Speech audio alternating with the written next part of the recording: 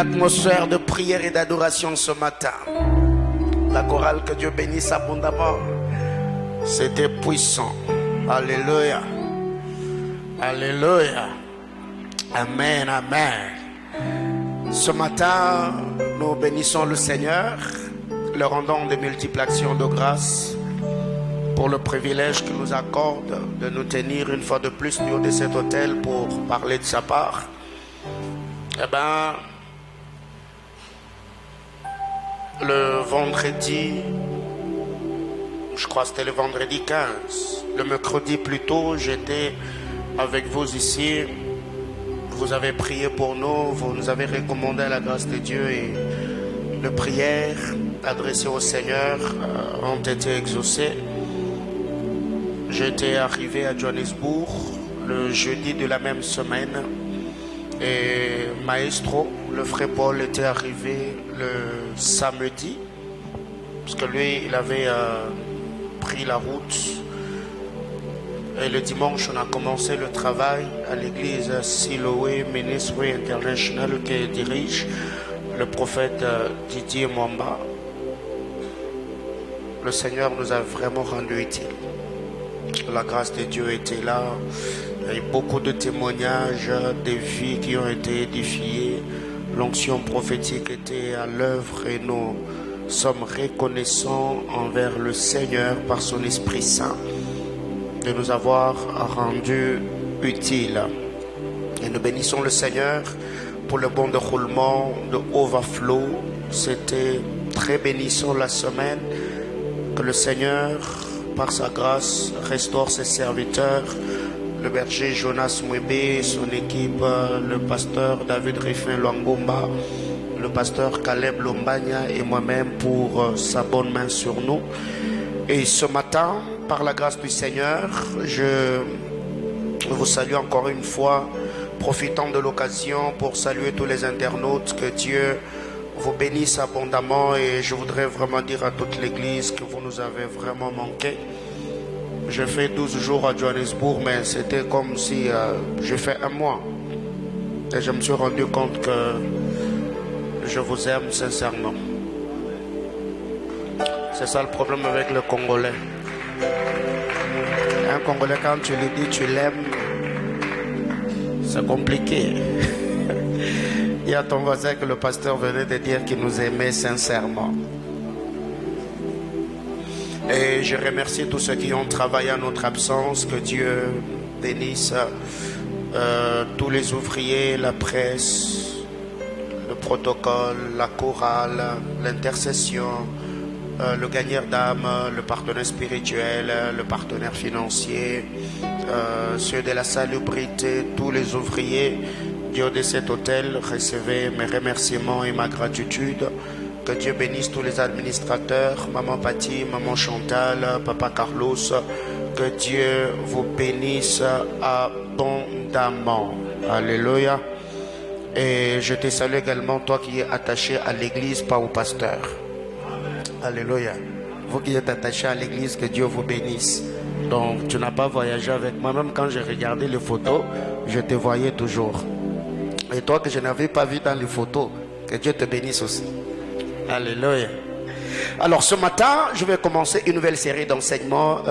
Aujourd'hui, je vais introduire parce que je dois vraiment garder mon énergie.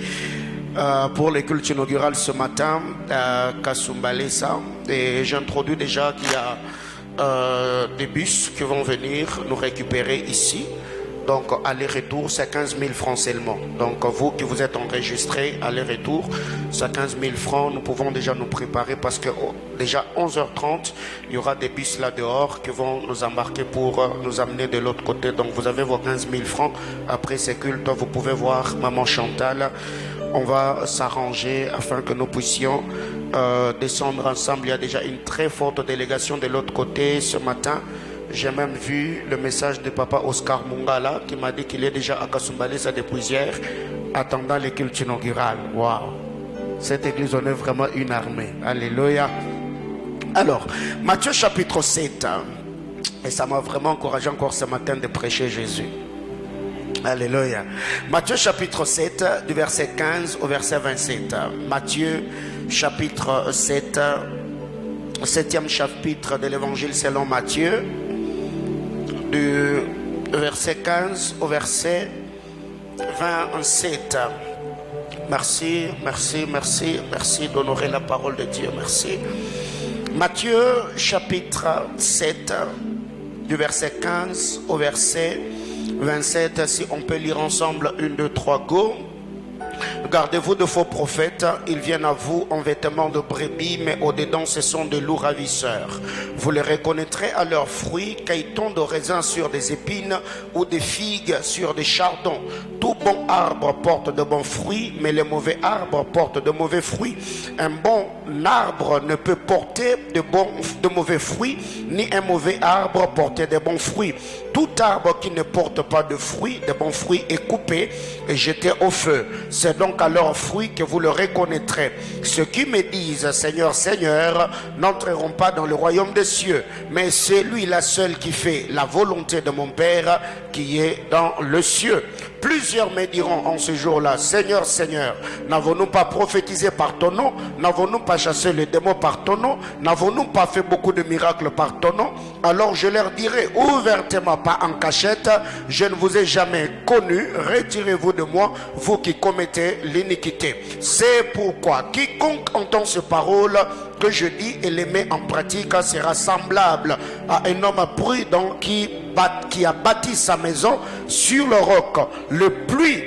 La pluie est tombée, les torrents sont venus, le vent a soufflé et se sont jetés contre cette maison. Elle n'est point tombée parce qu'elle était fondée sur le roc. Mais quiconque entend ces paroles que je dis et ne les met pas en pratique sera semblable à un homme insensé qui a bâti sa maison sur le sable. La pluie est tombée, les torrents sont venus, le vent a soufflé et ont battu cette maison. Elle est tombée et sa ruine a été grande. Parole du Seigneur. Je nous prie de répondre à nos places et que Dieu nous bénisse abondamment. Amen, amen. Alors, comme j'étais en train de dire déjà ce matin, depuis le jeudi ou le vendredi, il y a une très forte délégation qui a quitté Lubumbashi pour Kasumbalesa, parce que aujourd'hui nous serons à Kasumbalesa après ces cultes pour le culte inaugural du centre missionnaire Manaïm Kasumbalesa, qui est notre première extension. Et le dernier dimanche de ce mois, ça sera le dimanche 30 octobre, ça sera la consécration du deuxième pasteur qui est le berger d'Oxagras Manchumba, qui est déjà à Kasumbalesa depuis hier. Il va nous apporter la parole du Seigneur, on va prier pour lui, on va le libérer sous l'onction du Seigneur afin qu'il aille implanter notre deuxième extension à Colosie.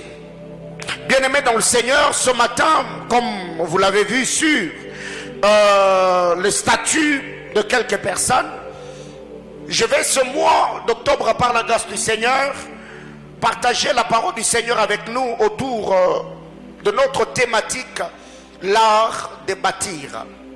L'art de bâtir est notre thème du mois. Larousse définit l'art comme la méthode pour faire l'ouvrage. L'art est la méthode qui nous permet à faire l'ouvrage.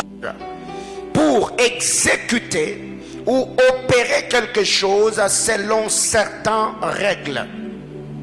L'art est la méthode qui nous permet de faire l'ouvrage. L'art est la méthode qui nous permet d'exécuter ou d'opérer quelque chose selon certaines règles. Le mot art du grec techne, techne qui s'écrit comme T-E-C-H-N-E. Techne veut seulement dire faiseur ou encore métier. Donc quand on parle de l'art en grec, cela veut seulement dire faiseur ou encore métier. Et Larousse définit le mot bâtir car au sens figuré comme le sens d'établir, forger le caractère de quelqu'un. Bâtir au sens figuré, c'est se former, c'est se développer soi-même.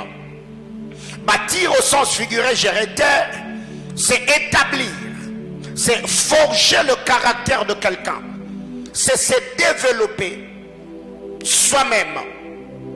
Mais le mot bâtir du grec Oikodomeo.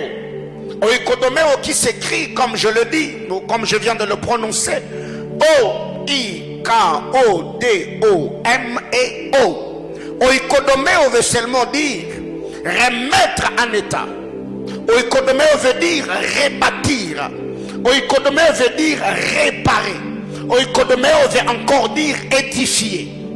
Bâtir du grec oikodomeo, remettre en état, rebâtir, réparer ou encore édifier. Et le même mot bâtir de l'hébreu, bana. Bana qui s'écrit comme B-A-N-A-H.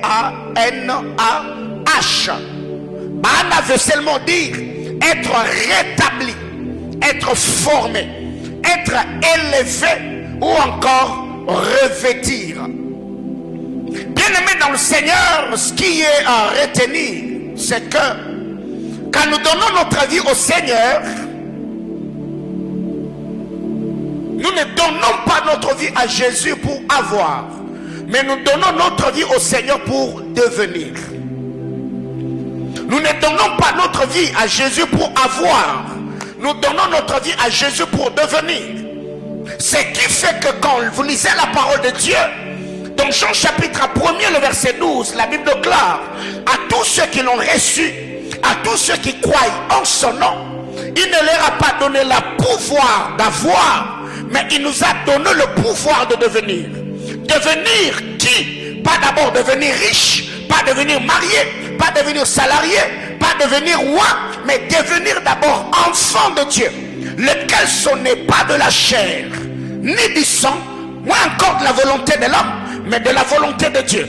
Donc le premier principe à retenir ce matin à l'introduction de mon enseignement, c'est que nous ne donnons pas notre vie au Seigneur pour avoir, mais nous donnons notre vie au Seigneur pour devenir. La deuxième des choses, retenons que l'avoir est toujours précédé par le savoir. L'avoir est précédé par le savoir. C'est pourquoi le frère Pierre, dans 2 Pierre chapitre 1er, le verset 3, la Bible déclare, car sa divine puissance nous a donné tout ce qui contribue à la vie et à la piété au moyen de la connaissance. Donc, ne peut posséder que celui qui connaît. Car sa divine puissance nous a donné tout ce qui contribue à la vie et à la piété au moyen de la connaissance. Donc, la foi est précédée par le savoir. Ce qui fait qu'il y a beaucoup de gens aujourd'hui qui veulent la foi, mais négligent la connaissance. La Bible déclare, connaissons et cherchons à connaître. Pourquoi? Parce que la connaissance, elle est graduelle. Je l'ai toujours dit, tous nous sommes ignorants, mais le problème est que nous n'ignorons pas les mêmes choses. Alléluia. On est tous ignorants dans un domaine ou un autre, mais le problème est que, étant ignorants, nous n'ignorons pas les mêmes choses. Alors ce que nous devons savoir, c'est que même dans cette vie, tu seras béni en fonction des connaissances dont tu es détenteur. Troisième vérité, ton homme physique ne recevra que la bénédiction que ton homme spirituel possède.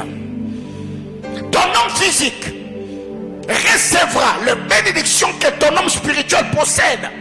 En lisant la parole de Dieu, Ephésiens chapitre 1er, le verset 3, la Bible déclare, Christ Jésus nous a bénis de toutes sortes de bénédictions spirituelles dans les lieux célestes. Voyez-vous? Donc, ton homme physique ne recevra que les bénédictions que ton homme spirituel possède.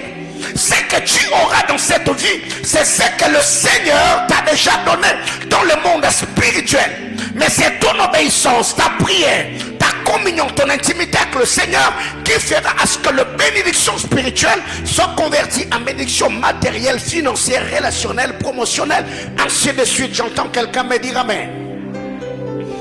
Alors, qu'est-ce que nous devons retenir? En lisant la parole de Dieu dans Matthieu chapitre 7, bâtir. Ici, comme j'ai défini le concept, l'art et bâtir. Bâtir selon Matthieu chapitre 7 revient à deux choses. 1. Entendre. 2. Pratiquer. C'est lui qui entend mes paroles et les met en pratique est comme un homme sage qui bâtit sa maison. Ici, l'architecte est celui qui entend. Et la maison qui est bâtie est sa propre vie. Donc, bâtir selon Jésus dans Matthieu chapitre 7 revient à deux choses: entendre et pratiquer. Or, nous savons très bien que Romain nous dit la foi vient de ce qu'on entend. Et ce qu'on entend vient de la parole de Christ. Donc ici, si nous devons fusionner le texte de Matthieu chapitre 7 et Romains chapitre 10, nous allons comprendre une chose, c'est que la responsabilité ne revient pas seulement à ceux qui écoutent, mais la responsabilité vient aussi, ou la responsabilité est aussi accordée à ceux qui parlent. Parce que la Bible déclare, la foi vient de ce qu'on entend. Ce qu'on entend vient de la parole de Christ.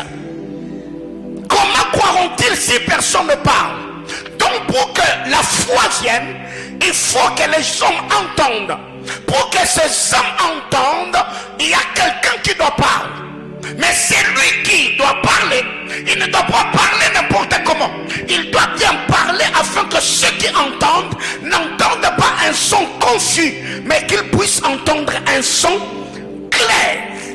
C'est pour cette raison que la Bible déclare dans 1 Corinthiens chapitre 13 que si c'est lui qui joue à la flûte, à la harpe, donne un son confus, qui se préparera au combat. Mais si le son est clair, ceux qui vont entendre le son, ils auront le temps de différencier le message qui est véhiculé dans le son. Qu'est-ce que le Seigneur est en train de nous dire? Donc la responsabilité est partagée. Ceux qui entendent et ceux qui parlent. Donc commençons par celui qui parle. En lisant la parole de Dieu, Ésaïe chapitre 8, le verset 20, la Bible déclare à la loi et au témoignage: si on ne parle pas ainsi, il n'y aura pas de l'aurore pour le peuple, il n'y aura pas de la lumière. Le peuple sera envahi par le ténèbre. Donc celui qui parle, il doit bien parler. Mais comment il doit parler? Il doit parler en utilisant les deux bras. Il doit parler en utilisant les deux colonnes. Il doit parler en utilisant les deux mains. La loi et le témoignage. Parlant de la loi et les témoignages, je suis en train de parler de deux montagnes. Il y a la montagne de Sion, il y a la montagne de Golgotha. Parlant de la montagne de Sion, je suis en train de faire allusion à la montagne d'Horeb, là où la loi avait été donnée. Parce que quand on dit à la loi et au témoignage, ici on est en train de parler de deux êtres, de deux prophètes, de deux serviteurs de Dieu. Il y a Moïse, il y a Élie, il y a Moïse, il y a Jésus. Donc pour que la lumière arrive, il faudrait que celui qui parle dans la loi et parle dans le témoignage pour que la lumière puisse luire dans la vie du peuple. Et c'est pour cette raison, quand vous lisez la parole de Dieu dans le texte d'Actes des Apôtres chapitre 8, l'unique Éthiopien était assis sur le char en train de lire le prophète Ésaïe. Philippe s'est approché, lui a posé la question: comprends-tu ce que tu lis? Et j'aime l'honnêteté et la sincérité de cet homme. Et bien l'unique Éthiopien lui a dit: comment comprendrais-je si personne ne m'explique? Donc ceux qui parlent, ils doivent très bien parler. Bien aimés frères, si vous avez l'appel de Dieu, faites-vous former, soyez patients. Vous devez connaître la doctrine du Seigneur. Vous devez approfondir votre intimité dans la connaissance des Écritures afin de bien parler et de communiquer la vie au peuple. La deuxième des choses, ceux qui entendent, ils ont également la responsabilité de bien entendre, de peur que la distraction, la divagation des pensées ne permette aux voleurs de voler la sémence, comme cela nous est expliqué dans Matthieu chapitre 13, le 4 types de terre, le semeur et la sémence. La Bible dit, il y a une terre qui a reçu la sémence, Mais à peine reçu, comme la terre n'était pas favorable, la semence est restée au-dessus de la terre et les oiseaux sont venus. Ils ont mangé la semence. C'est comme un homme qui reçoit la parole de Dieu. Il est enthousiasmé en recevant la parole.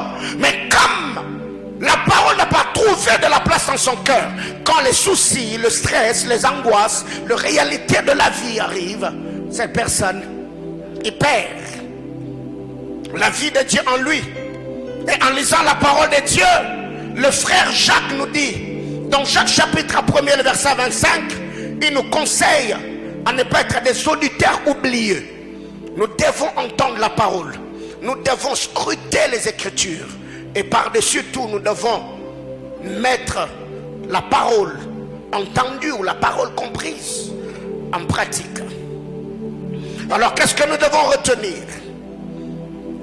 Mettre la parole de Dieu en pratique. Selon Jésus dans Matthieu chapitre 7, Jésus nous dit que celui qui entend la parole et les met en pratique, c'est un homme prudent ou encore un homme intelligent.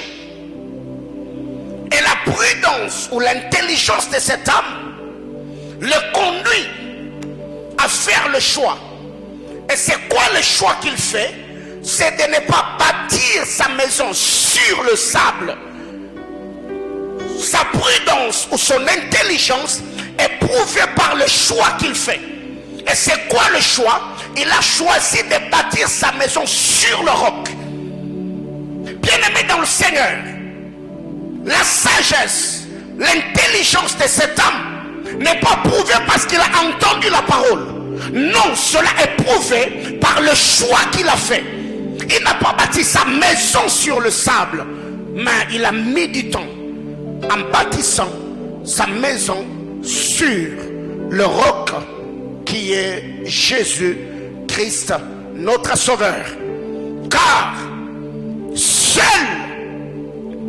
la maison bâtie sur le roc ou sur l'obéissance à la parole tiendra face aux épreuves, aux tribulations de la vie. Seule la maison bâtie sur le roc tiendra ou subsistera quand la pluie, quand le vent, quand les torrents souffleront. Car dans cette vie, nous ferons preuve, nous serons plutôt exposés à la tentation, aux épreuves, aux tribulations. Job a connu cela, mais ce qui a fait que Job ne pêche point contre l'Éternel, parce que Job était un homme attaché au Seigneur. Bien-aimés frères, lisons Luc chapitre 6. Luc chapitre 6, du verset 47 au verset 49. Luc 6, 47 à 49, il est dit dans ma Bible: je vous montrerai à qui est semblable tout homme qui vient à moi, entend mes paroles et les met en pratique. Il est semblable à un homme qui, bâtissant une maison, a creusé profondément et a posé le fondement sur le roc. Donc le roc, on ne le trouve pas n'importe où. Le roc, on ne le trouve pas à la surface. Il faut du temps. Il y a un travail qui doit être fait. La Bible classe cet homme-là, il a mis du temps à faire quoi? À creuser. Et comment il a creusé? Il a creusé profondément jusqu'à trouver le roc. Et c'est sur le roc qu'il a trouvé, qu'il a posé le fondement de sa maison. Une inondation est venue et le torrent s'est jeté contre cette maison sans pouvoir l'ébranler parce qu'elle était bien bâtie. Donc bien bâtir selon le Seigneur, c'est creuser jusqu'à ce que je vais trouver le roc. Alors comment expliquer qu'il y a des gens aujourd'hui, malgré la réalité auxquelles nous faisons face, malgré la perversité qui se vit dans notre génération, il y a encore des gens qui ont une vie chrétienne superficielle. Une vie de prière superficielle. La méditation de la parole superficielle. Ils sont superficiels dans tout. C'est qu'ils font, ils n'ont jamais été posés. Et quand vous les regardez, vous sentez combien ils sont agités. La Bible classe, cet homme-là, il a bien bâti sa maison. Et Jésus explique, bien bâtir la maison selon lui, se creuser profondément jusqu'à trouver le roc. Donc le roc ne se trouve pas n'importe où. Il y a un travail qui doit être fait. Bien-aimé dans le Seigneur, je crois par la grâce du Seigneur que ce mois, il y a tellement de choses que le Seigneur va nous dire. Trouver le roc demande de la patience et du temps. Il faut être patient. Ce qui fait qu'aujourd'hui, même dans le domaine du mariage, il y a des gens qui sont tellement pressés. Ils veulent impressionner les gens. Même dans le ministère, il y a des gens qui sont tellement pressés. Bien-aimé dans le Seigneur, je ne suis en compétition avec personne. Je ne suis en compétition avec personne. Je prendrai le temps qu'il me faudra pour faire asseoir cette vision. Parce que ce qui me préoccupe aujourd'hui, ce n'est pas ce que je suis en train de faire. La question que je me pose, quelle sera l'église Manaïm après mon départ? Quand je ne serai plus sur la terre des âmes, est-ce que cette église, cette vision va subsister ou non? Et c'est la préoccupation de tout leader. Et tous parents, même quand nous travaillons pour léguer de l'héritage à nos enfants, eh bien, il y a des questions qu'on se pose. Quand je ne serai plus là, mes enfants, comment ils feront pour survivre? Et si tu es un leader qui n'a jamais eu le temps de te poser ce genre de questions, eh bien, toute ta progéniture sera sacrifiée. Ils seront exposés. Il faut du temps. Il faut de la patience. Il faut creuser. Et cela ne demande pas seulement la patience, mais ça demande aussi de l'énergie. Il faut travailler. Ce qui fait qu'il y a des gens aujourd'hui qui manifestent de la mollesse. Ils sont tellement molles. Ils ne travaillent pas avec acharnement, mais ils veulent avoir des résultats escomptés. Bien-aimé dans le Seigneur, la Bible classe cet homme-là qui a bien bâti sa maison. Il a creusé. On n'a pas creusé pour lui. Il a creusé jusqu'à ce qu'il a fait quoi? Il a trouvé. Alors qu'il y a des gens qui se plaignent. On n'est pas venu me voir, on n'a pas prié pour moi. Tout ce que tu connais de Dieu, c'est tout ce qu'on t'a appris. Tu n'as pas de Bible, tu n'as pas le temps de prier. Même les promesses que tu as reçues de Dieu, ce sont des choses que les prophètes ont dites. Mais toi-même, tu n'as jamais eu le temps de prier comme ça jusqu'à ce que Dieu te parle. Nous sommes devenus tellement dépendants aux hommes de Dieu et qu'on n'a plus le temps de nous tenir dans la sainte et glorieuse présence de Dieu. Quelle est la dernière fois que tu as eu un programme de retraite personnel? Tu t'es enfermé dans ta chambre de prière. Tu t'es dit, je ferai 3 jours de jeûne à celle, je ne vais pas manger, je ne vais pas boire. Pas parce que le pasteur a dit que l'église on est en jeûne, parce que toi le Saint-Esprit t'a mis à cœur de te retirer dans la prière. Et une telle personne, il veut avoir une vie au standard élevé. Bien aimé, le travail ne procure pas le bonheur. Et oh, travailler seulement ne procure pas le bonheur. Parce que si c'était que le travail, le fait de sortir le matin, rentrer le soir, procurer le bonheur. Bien aimé, je vous dis, au Congo, on allait voir des multimilliardaires. Beaucoup d'ailleurs. C'est qu'il y a des choses que nous devons comprendre. Et nous l'avons toujours dit. La loi est spirituelle. La vie plutôt est spirituelle. Or, dans l'art de bâtir, nous devons retenir tout ce qui monte en hauteur. Tire sa force dans la profondeur.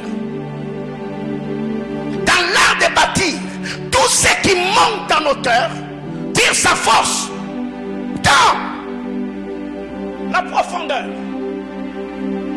Bien-aimés frères, je ne sais pas si vous avez déjà assisté dans des chantiers où on construit des immeubles. Vous allez vous rendre compte, on ne construit pas un immeuble comme si on construisait n'importe quelle maison, mais non, on met du temps.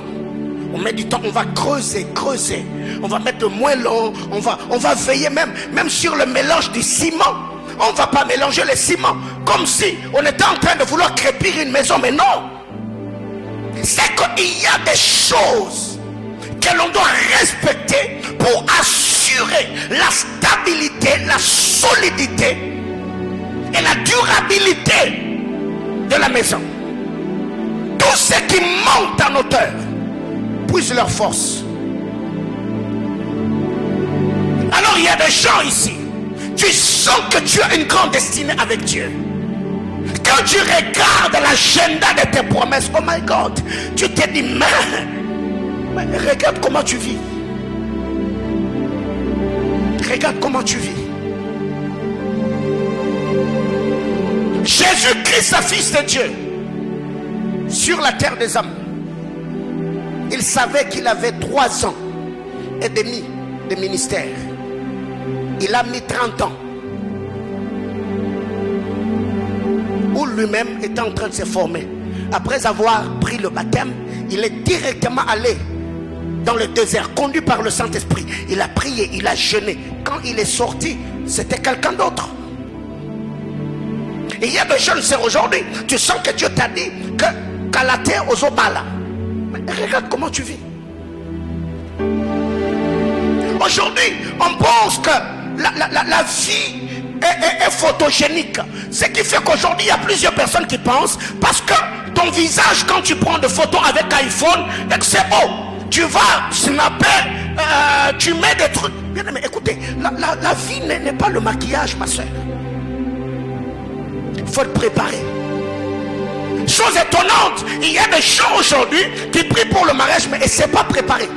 Et ne savent pas comment on fait les lits. Et ne savent pas comment on dresse la table. Et ne savent pas comment on prend soin d'un homme. Et quand vous dites prions, c'est elle qui demande mariage là.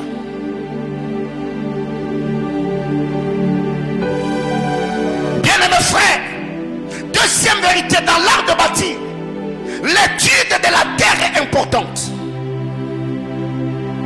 Dans l'art de bâtir, l'étude de la terre est importante. Quelqu'un qui veut bâtir un immeuble et que là où l'immeuble doit être érigé, la terre est marécageuse, il ne va pas construire comme celui qui a acheté ou trouvé une terre sèche. Non. Déjà l'étude de la terre va permettre à la personne de voir la qualité du travail qui doit être fait. Bien-aimé frère, quand tu regardes ta vie, quand tu regardes tes enfants, quand tu regardes ton épouse, avec leur réalité actuelle, sur les réseaux sociaux, à la télé, les dessins animés, quelle est l'éducation que tu communiques à tes enfants? Étant pasteur aujourd'hui, récemment, j'étais en train de partager un bien-aimé. Je lui ai dit, ce que je fais aujourd'hui, je ne le fais pas pour ma génération. Je pense aux générations futures. Quand je ne serai plus là, Manaïm sera quoi? Quand on parlera de cette église, quand on parlera de cette vision, quel type de chrétien je suis en train de former? Quel type de serviteur de Dieu je suis en train d'engendrer? L'étude de la terre, il faut comprendre le songe spirituel en suivant les informations, en priant, en captant le parfum qui est libéré dans l'atmosphère spirituelle. Ça va même te permettre à comment positionner tes enfants. Ce qui fait qu'aujourd'hui, il y a des familles qui se divisent. Il y a des parents qui prennent la vie à la légère parce que vous n'avez pas fait l'étude de la saison. En plein 21e siècle, il y a tellement de choses qui se passent au milieu des jeunes filles, au milieu des jeunes garçons. Des choses qui se passent à la télé, des choses qui se passent au milieu des jeunes serviteurs de Dieu. Des pratiques démoniaques, sataniques. Et si tu n'es pas avisé, tu auras la mort dans la peau. Ouais. Troisième vérité, dans l'art de bâtir, la qualité compte plus que la quantité. Dans l'art de bâtir, on veut sur la qualité que sur la quantité. Bien-aimés frères, tes Les hommes sérieux cherchent la qualité et pas la quantité. Un jour, je crois alors que j'étais à Johannesburg, je partageais avec un bien-aimé. Il m'a posé la question, mais papa Paulin, comment tu fais? Année après année, on ne te voit pas grossir. Je lui ai dit, quand je mange pas pour me rassasier, je mange pour bâtir le corps. Il y a des gens qui mangent pour se rassasier. Il y a des personnes qui mangent pour bâtir le corps. Tu peux être là, tu manges 4 boules de foufou. Vraiment, tu vas vraiment manger. Avec les bitoyos, avec les sommets. Mais quelqu'un d'autre, il te prend l'œuf, il te prend le raisin, il te prend le miel, il te prend ceci, il te prend. Bien mes frères, en termes de vitamines et protéines, toi qui as mangé le foufou, tu as mangé ton ventre là, c'est plein. Mais en termes de bâtir, nourrir le corps, tu n'as rien fait. Eh oh, dis à ton voisin la qualité.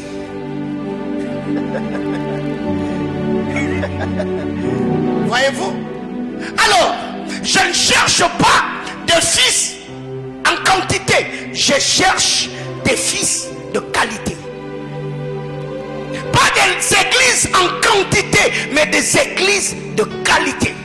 C'est que quand tu vas quitter le pays pour aller à l'étranger, je ne vais pas m'inquiéter. Je sais que le Jésus-Christ que j'ai prêché à cet homme, peu importe le vent de la dépravation, cette personne-là n'abandonnera pas la foi. Bien-aimés dans le Seigneur, vous devez savoir, bâtissez votre vie afin que vous ayez une vie de qualité. Pas impressionner les gens, non, une vie de qualité. Alors qu'est-ce qui arrive? Les hommes moins sérieux n'aiment pas dépenser quand ils construisent. C'est pour cette raison que beaucoup même qui sont architectes, ils ont toujours eu des problèmes avec leur boss. Boss, faisons ceci. Pourquoi la fois passée, c'est l'année passée, l'année antérieure, notre cher boss était affaissé. Quantité, mais pas de qualité. On avait besoin de faire ceci, cela, mais on n'a pas veillé sur la qualité. Et ça nous a amené à quoi? On a recommencé la vie à zéro, n'est-ce pas? Donc, si tu ne veilles pas sur la qualité, tu reviendras à la case de départ et tu vas dépenser doublement. Bien-aimés frères, je sais que cette église sera une grande église. On aura une très grande communauté. Et je vous dis d'ailleurs, le centre missionnaire Manaïm sera l'une des églises plus puissantes, émergentes, riches, influentes du 21e siècle. Je l'avais dit récemment, ce sont des choses que Dieu m'a dit à Johannesburg. Pendant que je priais, le Seigneur m'a donné des visions, je partagerai avec vous. Parmi les églises puissantes du 21e siècle, retenez ce que je vous dis aujourd'hui. Ah, ok. Alors, avec toutes ces révélations, je ne vais pas vite. Je bâtis lentement. Parce que faut mieux prendre du temps dans la construction et se reposer après que construire rapidement pour revenir en corrigeant, rectifiant ou modifiant le travail qui avait été fait. Non, je ne suis pas pressé. Et ceux qui ont déjà compris ma façon de fonctionner, ils vont travailler avec une chose, c'est la patience. Quand déjà toi tu veux qu'aujourd'hui tu as tout, frère, non. Tu n'as pas de compte à rendre aux gens, mais moi oui. J'ai des comptes à rendre, pas seulement au Seigneur, mais il y a des gens qui attendent voir ce que Manaïm va devenir. J'ai des comptes à rendre. Alors si toi tu veux que moi je fasse les choses selon toi, oh non, vraiment tu es mal placé. Et mal barré d'ailleurs.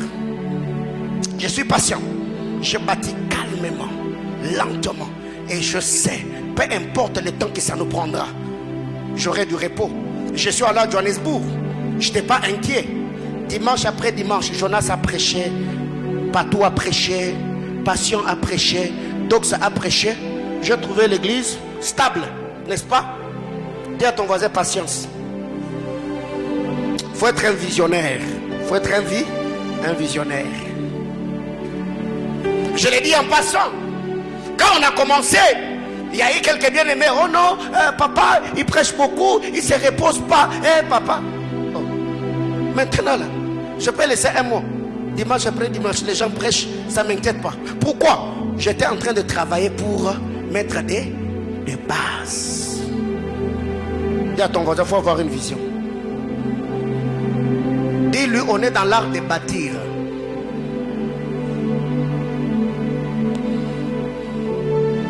Alors,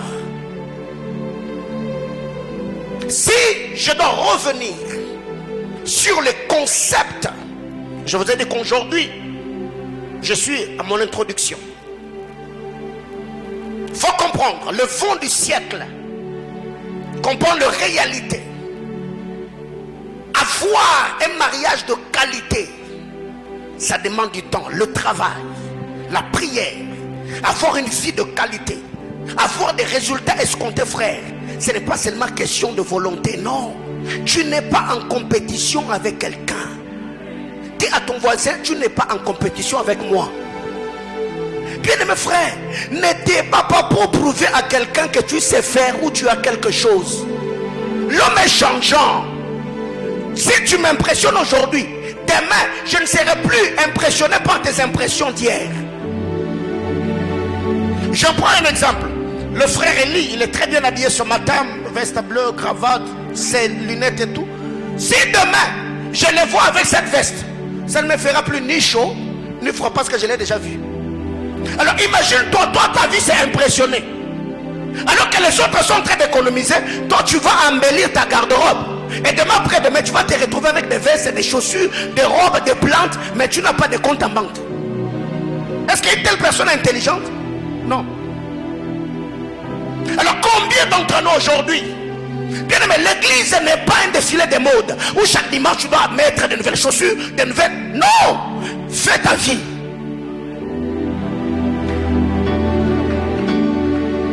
Combien de femmes aujourd'hui, avec cette crise économique, stressent leur mari? Chérie, je dois avoir, chérie, je dois avoir les chaussures de tes... Bien aimé frère, écoutez, quand iPhone 11 est sorti, tous on était agités, iPhone 11. Maintenant 14 est sorti, achetez. Vous attendez que le prix est quitté, non? Achetez, achetez. Si vous avez argent là, achetez. Et tu vois un papa qui est devenu dépassé. Il est dépassé. Pourquoi? Maman à la maison, tout, achète-moi, donne-moi. Je ne suis pas contre cela. Si vous avez suffisamment de moyens, vivez. Donnez-vous les luxes que vous voulez. Mais la vie ne tourne pas autour de vous. Pensez à vos enfants. Eh oh.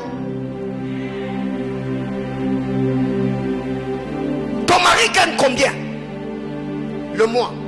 C'est pas le cul de projet, je reviendrai là-dessus. L'art de bâtir. Bien-aimés frères, ça, c'est des choses que je ne fais jamais et qu'on n'a jamais fait dans ma vie de couple.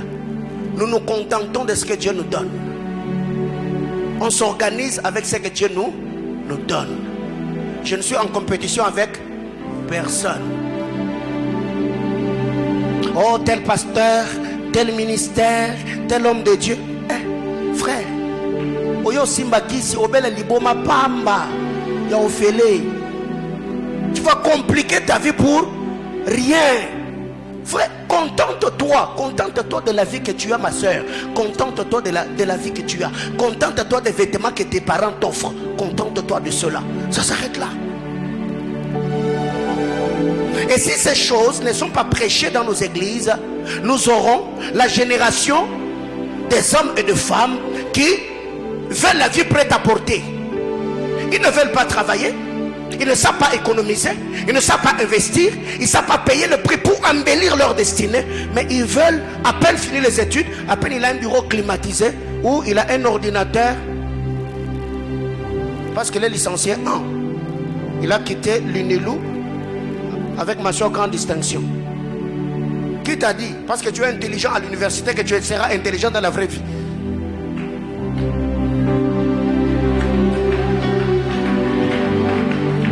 grandissais là, tu avais des rêves, n'est-ce pas? Et tu partageais même avec les amis. Moi, dès que j'aurai 27 ans, je serai chez moi avec un enfant. Jusque-là, mais bye, tu n'as pas. Alors que tu as déjà 30. Écoutez, la vie est imprévisible. Allô? Alors là, toi continue toujours à rêver. Non, non. Dis à ton voisin, sois posé. Ouais. Il faut être posé. Tu réfléchis sur ta vie. Dans 5 ans, qu'est-ce que je serai dans 5 ans? Qu'est-ce que je suis censé réaliser dans 5 ans? Le projet que j'ai, c'est un projet à long terme? C'est un projet à court terme? Ou c'est un projet à moyen terme? Tu réfléchis. Oui, le projet est là. Qu'est-ce que je dois faire pour matérialiser ce que j'ai comme projet? Quels sont les talents, les habiletés, les capacités que j'ai? Je prie maintenant pour que Dieu te donne les opportunités. Bien-aimés frères, la vie est spirituelle. Et toi tu penses que tu deviendras grand seulement par la prière. C'est pourquoi tu pries beaucoup et parles beaucoup en d'autres langues. Et voir même ta vie de prière commence même à t'énerver toi. Mais quand on te dit prie, ça t'énerve.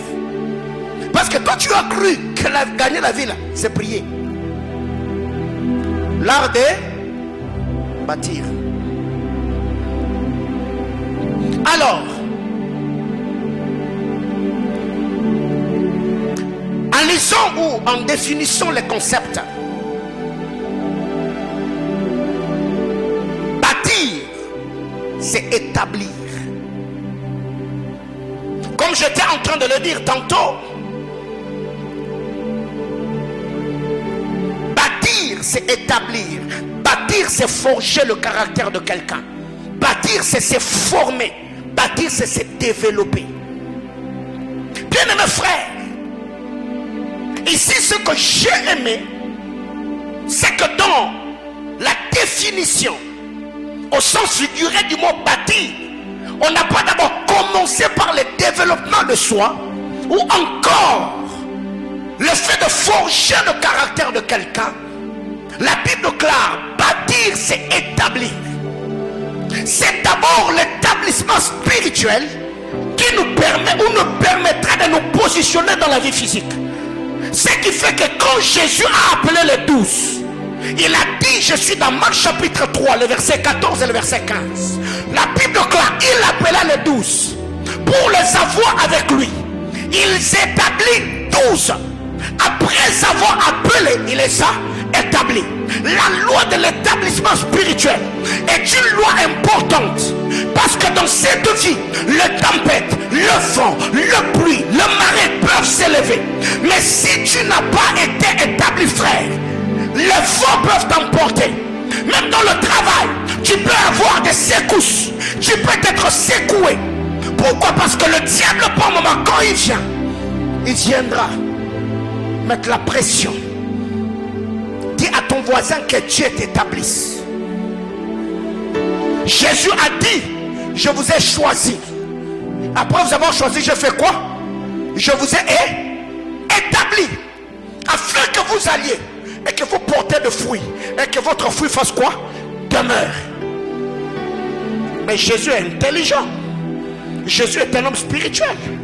Il n'a pas dit je vous ai choisi afin que vous alliez, que vous portez de fruits, que votre fruit demeure parce que je vous ai établi. Non, il dit je vous ai d'abord établi. Positionnement spirituel afin que vous alliez et que vous portez le fruit, que votre fruit demeure. Le fruit que l'on porte et les fruits qui sont censés demeurer sont le fruit d'un homme qui a été établi, positionné. Alors ma prière est levée de mon cœur et que le Dieu d'alliance vous établisse dans cette ville. Que le Dieu d'alliance s'établisse dans ta famille. Que le Dieu d'alliance s'établisse dans cette entreprise-là. Aïe, aïe, aïe, aïe, aïe, aïe. Est-ce que je peux bénir quelqu'un ce matin? Bien-aimé dans le Seigneur, si Jésus, après avoir appelé les 12, il les a établis. Et la Bible déclare, parce qu'il les a établis, il leur donna le nom des apôtres. L'établissement n'a pas précédé la nomination. Tu veux être appelé, laisse que Dieu t'établisse. Car c'est l'établissement qui va te donner une nomination. Parce que tu es établi, on peut t'appeler femme mariée. Parce que tu es établi, on peut t'appeler un homme roi. Parce que tu es établi, on peut t'appeler un homme riche. Je lève ma main de cet hôtel et je demande au Dieu d'alliance. Vous qui avez connu des secousses, vous qui avez été secoués, vous qui avez été dérangés, vous qui avez des destinées désorientées, je prie que le Dieu de toute grâce vous établisse là où vous a placé. Au nom puissant de Jésus. J'entends quelqu'un me dire amen. Réponds ta place. Bâtir, c'est établir. Donc quand nous prêchons, nous prenons ceux qui étaient dans la poussière, on les établit afin qu'ils s'asseyent à la table du roi. La politique de l'infiltration divine. Tu n'as pas besoin d'avoir l'air, l'aspect de ceux qui sont à la table du roi. Non, non. Tu as juste besoin de t'asseoir avec eux. L'aspect et autres viendra après. Quelqu'un comprend de quoi je parle? Ce matin, je soins par Jésus-Christ afin d'annoncer les oracles de Dieu. Je prie et demande au Dieu de mon parcours qu'il te fasse grâce là où tu as été méprisé, là où tu as été rejeté, là où tu as été abandonné, là où les hommes t'ont traité des galériens, de moi rien que de foutrons. Je prie que la main puissante et agissante de Dieu s'attache à ta vie et te propulse jusqu'au sommet des collines éternelles. Au nom puissant de Jésus. L'établissement, mais aussi bâtir, c'est forger le caractère par le message de l'évangile. Ceux qui sont faibles de caractère, ceux qui n'ont pas une vie disciplinée, ceux qui ne savent pas prier. Bien-aimé, moi au début de ma vie chrétienne, je ne savais pas jeûner et je n'arrivais pas non plus à jeûner. Il suffisait seulement que je fasse un jeûne du matin au soir. Bien-aimé, mes chevilles ici gonflées, je n'arrivais plus à me tenir debout. J'avais mal au pied comme quelqu'un qui souffrait de rhumatisme. Mais après, aujourd'hui, il y a de cela une année et demie ou 2 ans, j'ai fait un jeûne d'1 année et 4 mois où je prenais que de l'eau de fruits et de légumes. Bien-aimés frères, quand la parole de Dieu est prêchée, on forge le caractère des hommes. Ceux qui autrefois n'avait pas la discipline, n'arrivait pas à abandonner l'alcool parce qu'il a entendu la parole de Dieu. Il peut dire ce qui était pour moi comme de gain, je le regarde comme de l'amour à cause de Jésus-Christ. Seul le Saint-Esprit peut le faire par le message de l'évangile. J'ai prié et demande à Dieu, quiconque est en train de lutter avec une faiblesse, avec un défaut, avec un péché que tu n'arrives pas à abandonner, que la puissance de l'évangile par le Saint-Esprit pénètre ton cœur, que ça crée en toi le vouloir et le faire, que Dieu t'affermisse dans la connaissance de sa parole et que cette connaissance produise de l'obéissance au nom puissant de Jésus. Bien-aimés frères, forger le caractère de quelqu'un. Au Congo, où nous avons la liberté d'expression, on n'arrive pas à évangéliser. Et si on t'a mené dans un pays islamisé, est-ce que tu sauras parler de Jésus? Ce qui fait qu'aujourd'hui, nous avons de chrétiens qui se battent que pour leur propre vie. On ne sait plus risquer comme le faisait autrefois le Père de l'Église et les apôtres du Seigneur. Pourquoi? Parce qu'on nous a dit que donner nos vies au Seigneur nous attache qu'au bonheur de ce monde. Se marier, voyager, avoir ceci, avoir cela. Par la prédication de la parole, on forge le caractère des hommes. Bâtir, c'est se former. C'est se former. Bâtir, c'est se former. Bâtir, c'est se former. Bien-aimés frères, il y a beaucoup de gens aujourd'hui qui ont hâte à servir le Seigneur. Mais ils ne maîtrisent rien. Si tu lui dis, explique-moi le salut, il ne sait pas. Les choses élémentaires de la vie chrétienne, ils ne maîtrisent rien. Et c'est une telle personne qui veut commencer à amener les gens dans des montagnes pour leur donner des prophéties. C'est former. J'ai toujours donné ce témoignage au pied de mon père spirituel. J'ai fait 9 ans. Bien mes frères, 9 ans comme ouvrier au sein de l'église. Je n'avais jamais, je dis bien jamais, tenu même un micro pour clôturer un culte, ni me tenir devant pour modérer. Non, 9 ans. 9 ans à ses pieds, 9 ans d'anonymat. Mais qu'est-ce que Dieu ne me donnait pas comme révélation et prophétie? Mais j'étais patient. J'attendais le temps. Quand le temps, frère, je n'ai fait qu'une année comme prédicateur au sein de l'église de la compassion limitée. Après, on me dit, on te consacre à pasteur, tu vas à Lubumbashi commencer l'église. Une année. Mais après combien de temps? Après combien d'années? Après combien d'années? De 2004 à 2013, anonymat, 9 ans d'anonymat. Et quand Dieu m'a exposé, c'était tellement fort. Une semaine à Kinshasa, je ne pouvais pas manquer 4 invitations la semaine à prêcher dans les églises. L'onction prophétique était sur moi comme pas possible. Après, je suis là où je suis parce que j'avais payé le prix. Bien aimés frères, vous voulez aller loin, apprenez, soyez patients. Autre chose, bâtir comme oikodomeo, c'est nous remettre en état. C'est remettre en état. Il y a des destinées désorientées. Il y a des vies que le diable a bouleversées. Il y a des destinées polluées. Mais quand on prêche la parole de Dieu, quand l'onction de roi vient te bâtir, bien mes frères, ça te remet. Il y a des gens ici, quand vous regardez votre vie, le rêve que tu avais, même la position qu'occupait ta famille, aujourd'hui vous êtes au bas de l'échelle. Parce que le diable est passé par là. Parce qu'il y a des choses que le diable a dérangées. Je vous ai toujours dit, l'église est un lieu de reprogrammation de destinée. Où quand tu arrives, ta vie a été bouchée. Ta destinée avait été désorientée. Quand tu arrives par la parole de l'évangile, accompagné par la puissance du Saint-Esprit, toi qui étais déclassé, on peut te remettre sur le rail. Ce qui justifie 1 Jean chapitre 3. 1 Jean chapitre 3, la Bible clare.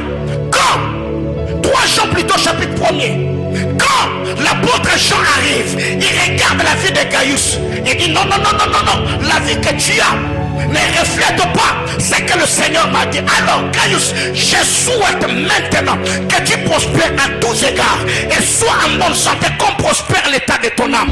Bien aimé dans le Seigneur, si Jean a libéré cette parole sur Gaius, du haut de cet autel, je demande au Dieu des esprits de prophètes que sa main puissante agissante vienne sur ta vie, que Dieu restaure ta destinée, que Dieu embellisse ta destinée. Je libère la grâce de Dieu sur ta vie. Sois rétabli dans ta vie de prière, sois rétabli dans l'onction, sois rétabli à ton travail, que ton mariage soit rétabli, que ta famille se rétablisse au nom puissant de Jésus. Et j'entends quelqu'un me dire yes. Bien-aimés frères, par la parole, on n'établit pas seulement, mais on rétablit aussi. Parce que dans le rétablissement, nous prenons ceux qui ont connu la déchéance et on le replace, on le repositionne sur le trône. Bien-aimé, si ta destinée a été désorientée, si le programme de Dieu dans ta vie ont été bougés, je demande à Dieu que le Seigneur Dieu de grâce puisse amener la restauration, le rétablissement, le relèvement, la restitution dans ta vie au nom puissant de Jésus. Bâtir, c'est remettre en état. Bâtir, c'est aussi réparer. Bâtir, c'est aussi édifier. Bien-aimés frères, ce que vous devez comprendre, dans l'art de bâtir, il y a 2 deux grands acteurs. Il y a les bâtisseurs et il y a ceux qui sont bâtis. Jésus-Christ est le bâtisseur par excellence.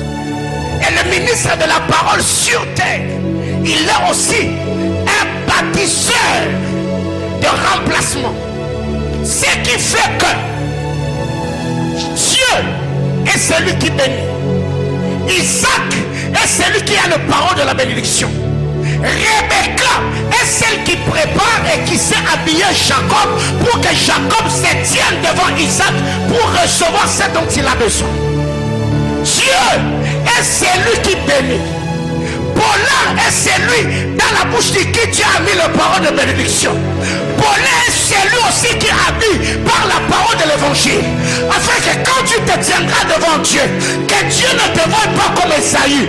Parce que quand Jacob s'est tenu devant Isaac, Isaac a touché là où Rebecca avait placé la peau de l'animal pour sentir le poil. C'est pourquoi, si tu vois Rebecca t'habiller, ne le corrige pas comme Joseph qui a essayé de corriger son père. Car l'esprit de Rebecca connaît les méthodes et le fonctionnement d'Isaac. Si Rebecca t'habille, accepte le vêtement que Rebecca a mis sur toi. Parce que quand tu te tiendras devant Isaac, Isaac posera la main que là où...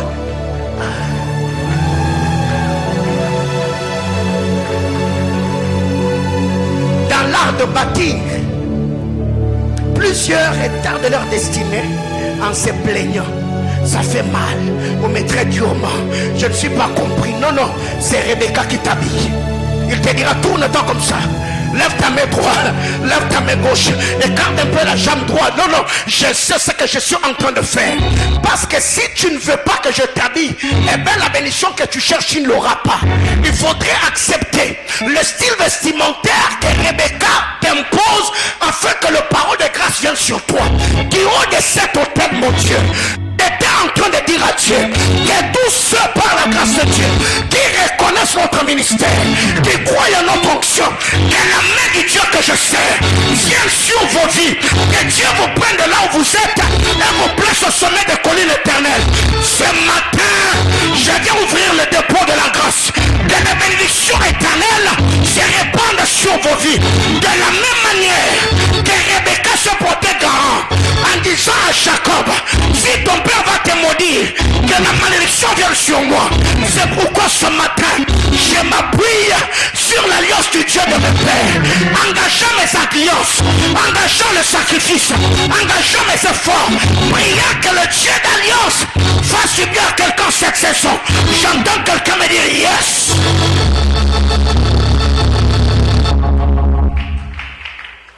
On rétablit. Alors, bâtir, Bena, bâtir, dans le sens où le mot hébreu Bena veut seulement dire revêtir.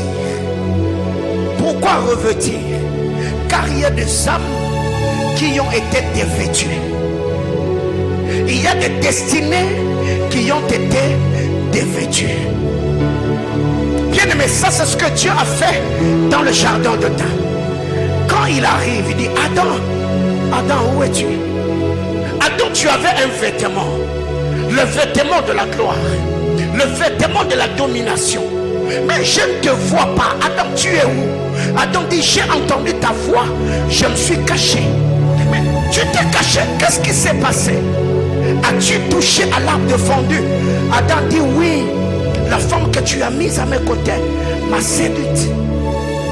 Bien-aimé frère, quand Dieu arrive, il a trouvé Adam dans sa nudité.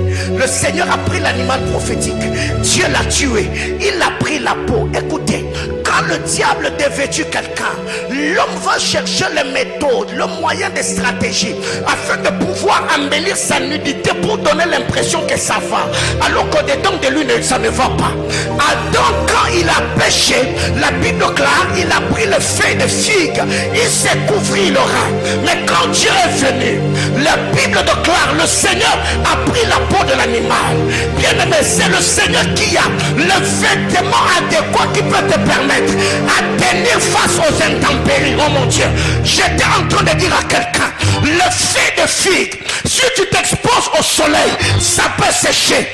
Mais la peau de l'animal, c'est l'animal, c'est le vêtement adéquat qui va te permettre de tenir n'importe dans quelle intempérie. J'étais en train de dire à quelqu'un, il y a des hommes qui souffrent et qui snappent et nous donnent l'impression que ça va.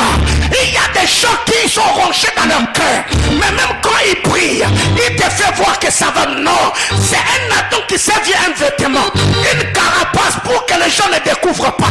Ma prière levée de mon cœur est que Dieu te sorte de ta carapace de semblant et que Dieu, que Dieu t'introduise dans la vie que tu mérites.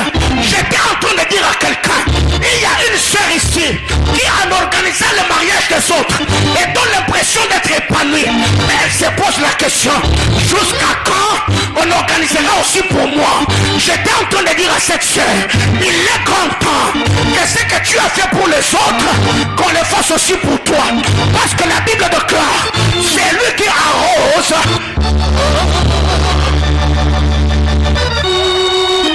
C'est lui qui arrose, il sera arrosé. Bien aimé dans le Seigneur, il y a des gens qui souffrent, il y a des gens qui se mortifient, il y a des gens qui versent le larme dans la chambre toute la nuit. Il peut ne pas dormir, mais le matin quand on pose la question, pourquoi tes yeux ont rougi, pourquoi tes yeux ont gonflé? Oh, j'ai fait l'insomnie. En soi ce n'est pas l'insomnie, tu pleurais tes problèmes. Ma prière levée dans mon cœur, que Dieu vous sorte dans vos conforts de semblant, afin que vous viviez la vraie vie.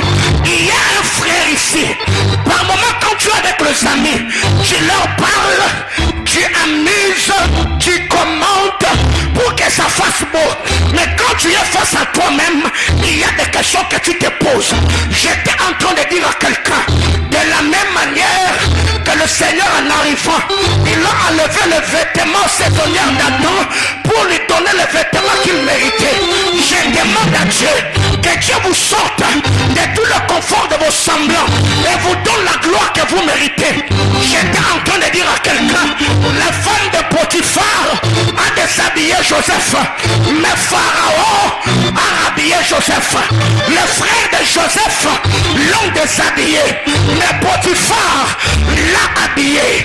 Je demande à Dieu qu'en ce mois d'octobre, si septembre t'avait déshabillé, qu'octobre t'habille. Aïe aïe aïe aïe aïe aïe. J'étais en train de dire à quelqu'un, toi qui avais été déshabillé, la honte, le stress, le célibat, le chômage, je demande à Dieu que le Dieu d'alliance te fasse grâce et qu'en cette saison, si tu as été chassé du boulot, c'est un déshabillement. Ma prière levée de mon cœur que Dieu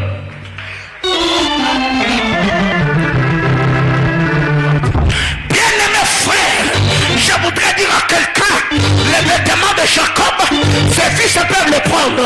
Les vêtements de Pharaon, de Potiphar, sa femme peut les récupérer. Les vêtements de la prison ne peuvent être retirés que par Potiphar, mais pour te donner un vêtement que tes personnes ne te prendra. J'étais en train de dire à quelqu'un, l'habit de Jacob a permis à Joseph de faire de rêves. Et le rêve fait ont créé la jalousie. Le vêtement de Potiphar a permis à ce que sa femme puisse voir Joseph et l'envie. Et cette femme a ravi. Le vêtement de la prison ne te permet pas de faire de rêves, mais d'interpréter le rêve d'autrui. Mais le vêtement de Potiphar, je disais, oh my God, je demande à Dieu que Dieu te scandalise. Toi qui étais dévêtu, je prie que Dieu te revêtisse. Toi qui étais déshabillé, je prie que Dieu t'habille. Que les soucis, que le stress, que la honte, que la confusion, que les angoisses qui envahissaient ta vie, ma prière devant le trône de Dieu, je demande au Seigneur qu'il te donne un manteau de gloire, qu'il te donne un vêtement nouveau. Je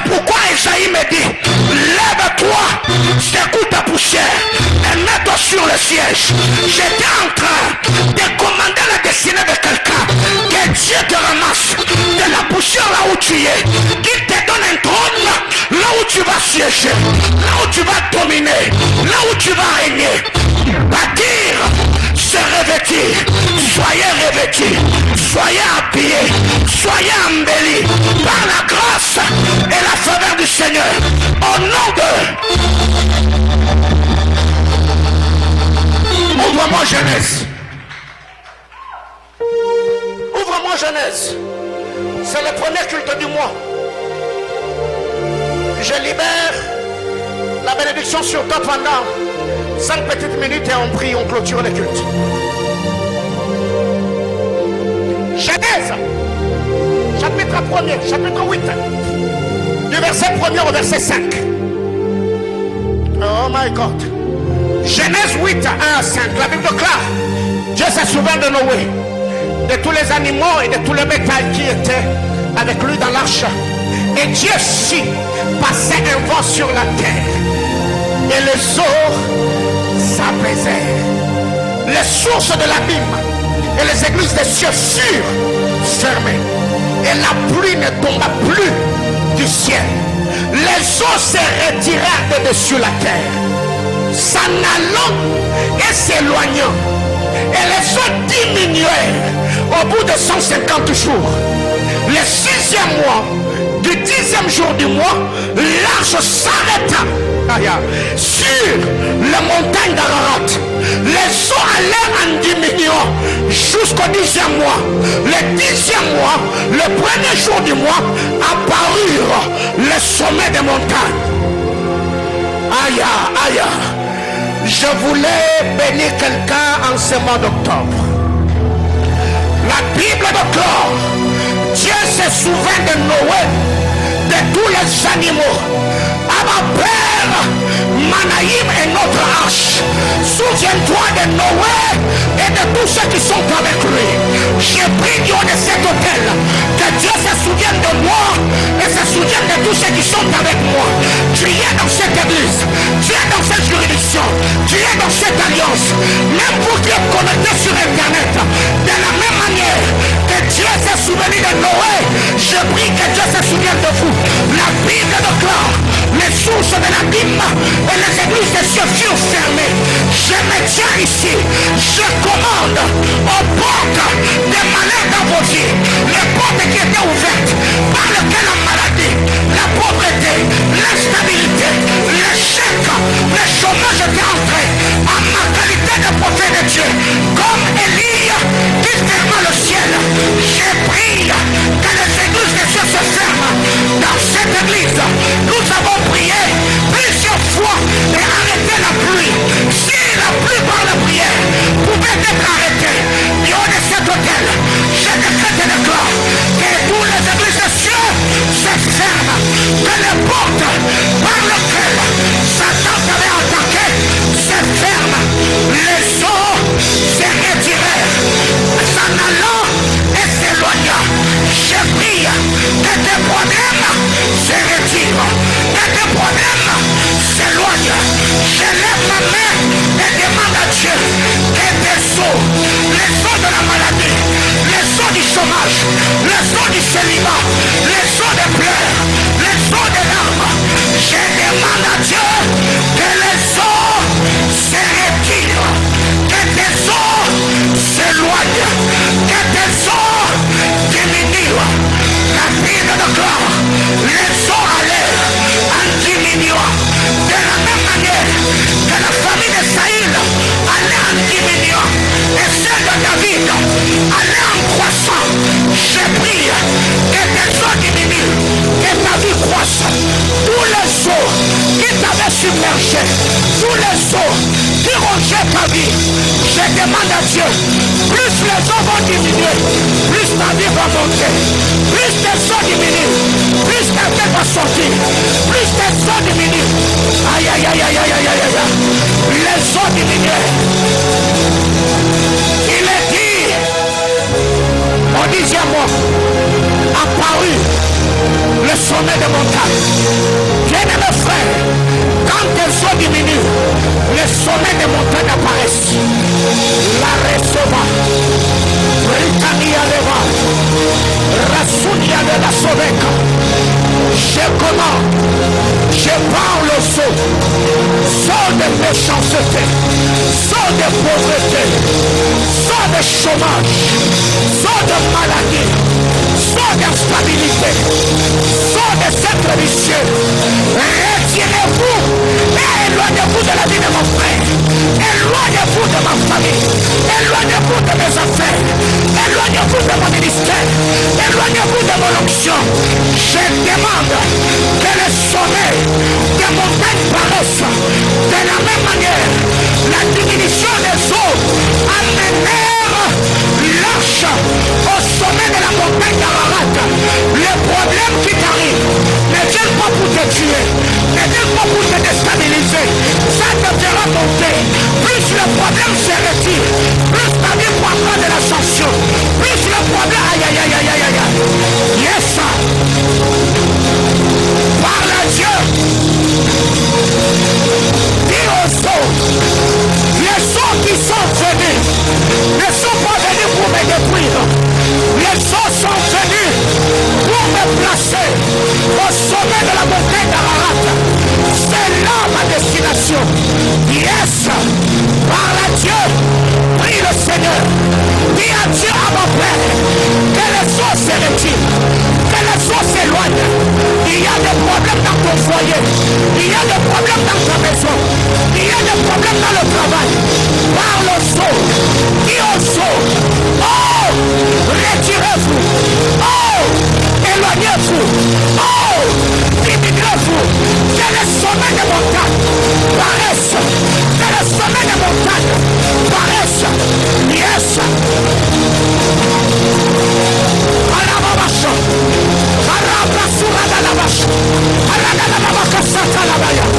Aïe aïe aïe aïe aïe aïe aïe.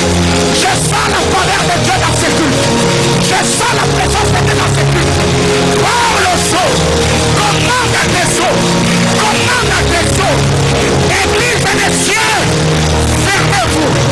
Oh, retirez-vous. Oh, diminuez-vous. Comme David, Jésus a failli dans le persécuteur. Quand il s'approche, il chancelle et tombe à ma terre. Fais ma grâce. Que les eaux qui m'environnent ne me submergent pas. Oh, retirez-vous. Oh, diminuez-vous. Toi, sommet des montagnes, parez dans ma vie. Parez dans ma vie. Parez dans ma vie. Yes.